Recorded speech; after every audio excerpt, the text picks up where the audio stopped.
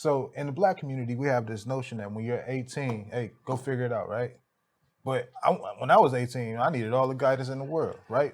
More guidance than I needed ever before, right?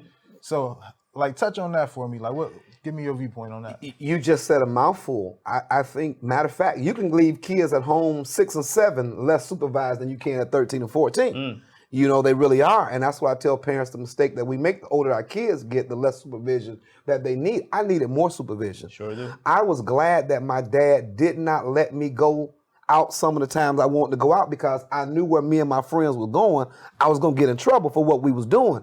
And I was hoping, man, that my dad was going to say, you can't go to Ben Harbor this weekend. You got to stay in Auckland because we got work to do, because I didn't want to have to make that decision of whether I was going to follow the peer pressure or cave or, you know, or get out of it. So I would say to parents, our kids need more supervision. When they turn 18, stay on them because they still don't know it. My wife would always tell me, leave them alone. I said, why? I said, if I leave them alone, they make the mistake. Guess who paying for it? Yeah. I am. Yeah. It's because they gonna call mama and you gonna tap me and say daddy, but you gonna go back to sleep and I gotta get up. So no, I'm finna say what I need to say right now. And if they don't listen, that's on them, but they can't come back and say, I didn't tell them. So I believe that we still do. I still talk to them now. I called Jaron the other day. And I was like, hey, dude, just want you to think about something. And we talked about it. He was like, Dad, I appreciate it. I said, for sure, dude, when I call you, it's never to hurt you. It's never to tear you down.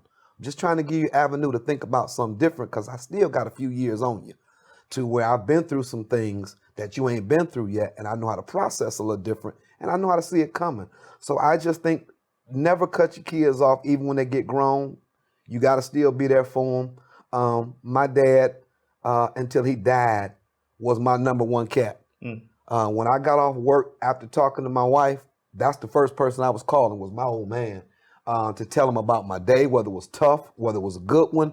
I needed his instructions. I would always tell him, say, man, appreciate it. So he never would not call us, boy, you should be growing and figure that out. He always gave me advice, and I'll share this with you, man. It was August of 2014. My dad knew he was going to make his transition. He wasn't sick or anything, but I knew he knew now. And he called me in his office and he sat down. I was in his chair. And I got ready to get out of his chair to move across the table. That's just past his chair. He the pastor. Yeah. And he says, no, sit down. And he says to me, son, I'm getting ready to be gone after a while. No, Dad, no son want to hear that. I'm like, Dad, I don't want to hear that stuff. I'm finna get up and walk out. You know, can't walk out on your dad because he's still big. Sit down, boy. So, you know, I drop down like a little chump. And he says, listen. Yes, sir. Yes, sir. He says, when I'm gone, the people have already made you the pastor of this church. He says, but I need you to understand some things. And man, he taught me some things from that seat, getting ready to make a transition that isn't etched in my mind forever.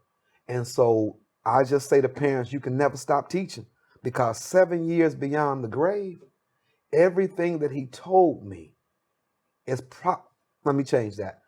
God first, but everything that man told me from 7 years ago is probably while I'm halfway sitting here, halfway successful and doing what I'm doing because of what he told me, and it's still echoing from the grave, and I'm 50 years old.